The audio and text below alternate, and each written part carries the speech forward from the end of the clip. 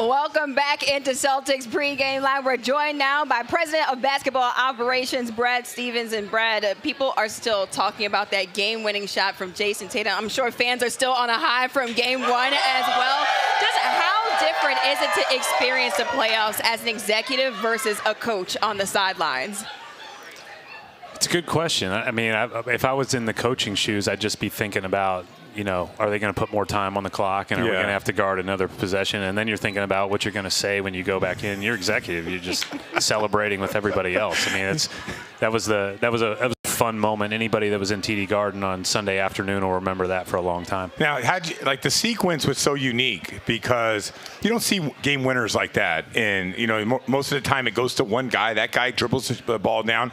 But all five guys on the possession touched the ball. And then to get Tatum, who we haven't ever really seen him cut late in the game, like, how does that make you feel when you see your team playing that team type of basketball? Well, and you go from 45 seconds left in an NBA game. It's a 1-point or a 3-point game, one possession game, and there's no stoppage the rest of the game, right? And so you score, they go down, and we have a great defensive possession, and then we come back down and score, and you know, you just have to be on it. And the way that guys made decisions on both ends of the court on all three of those possessions. Jalen's drive where he drove it and scored it as action was going on the other side of the floor.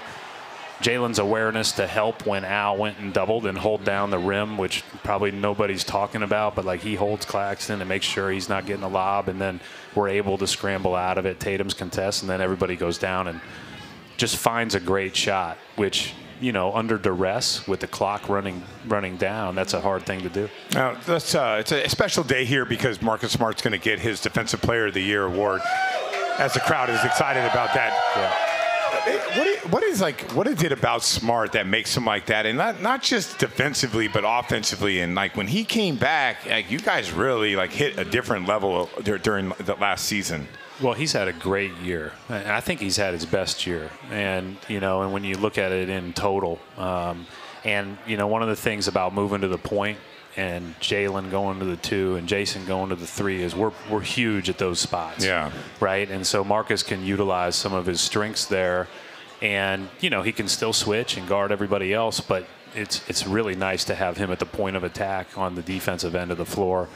But I've told this story many times. He is the most advanced 20-year-old when he first came into the league that I had ever coached on the defensive end. Mm-hmm. And it was a combination of awareness, instincts, effort, and all of those things. And I think that speaks to his competitiveness. And I don't think that's a lifetime achievement award. It's certainly based on just this year. But what he's achieved on that side of the floor and the moments that we all remember on that side of the floor add up. And, man, he's pretty special on that end. And then on the offensive end all year, he's been a great decision maker, made huge shots the other day. And, you know, we need him to play well. Yeah, and Marcus Smart, the first guard to win that award since the 95-96 season, and Gary Payton in attendance to give him that award. Just how special was that moment, just being there and seeing Gary Payton give that award to Marcus Smart?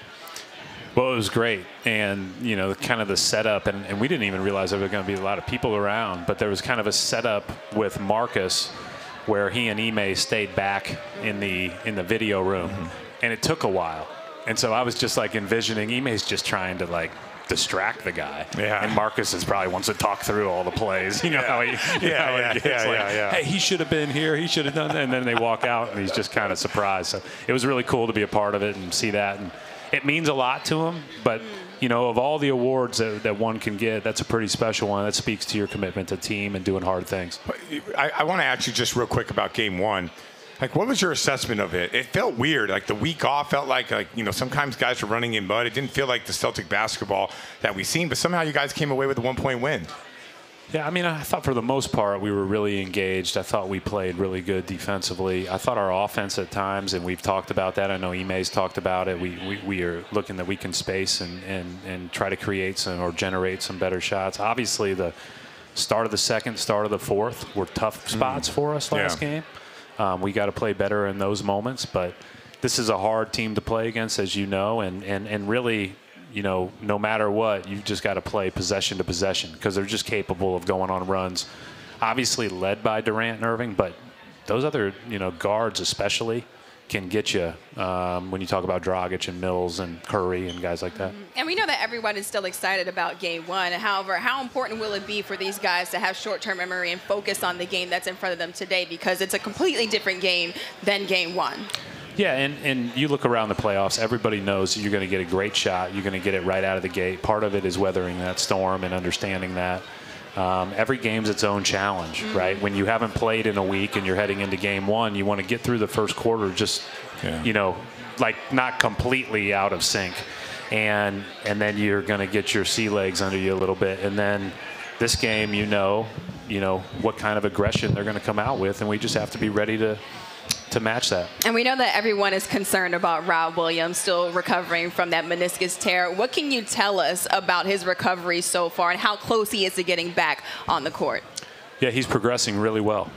So I'll leave it at that. Let me just ask you. I don't want to get everybody too excited. If it's a regular season, obviously you bring him back. It's a different bring-back period. But in the playoffs, how do you ease a guy back into this? I mean, you do the same with Rob. Rob is a long-term part of us, obviously, and with any player, especially after you've had surgery, no matter the extent of it, you need to make sure they're not on the floor until they're ready, and then the minutes are appropriate to what they're ready for based on how much time they've missed, whether it's a lower body injury, upper body injury, whatever the case may be. So, we haven't gotten into the depth of those discussions yet because he's still progressing through all the rehab stages. As a coach or GM, how do you address the Ben Simmons thing? Guy's ramping up and he could play. Obviously a dynamic player, but he hasn't played since June. So, how do you even approach that? Well, it's not my job, right? So that's a good point.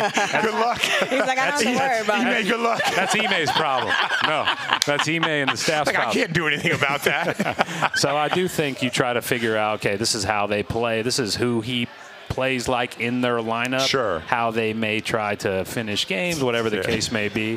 But you've got to prepare to play your best, no matter who's out there for them. But I'll be up there eating popcorn, watching it just like all of you. I love how Brad is just like, look, hey, look, I don't got to worry about it. You ever use that with Tracy? Hey, ain't my problem. Wait, hold on here. So I can use that line at home? No, hey, that ain't my problem. I don't think so. I can use that with Ime. I can't use it with Tracy. Well, thanks so much, Brad, for stopping by and chatting with us.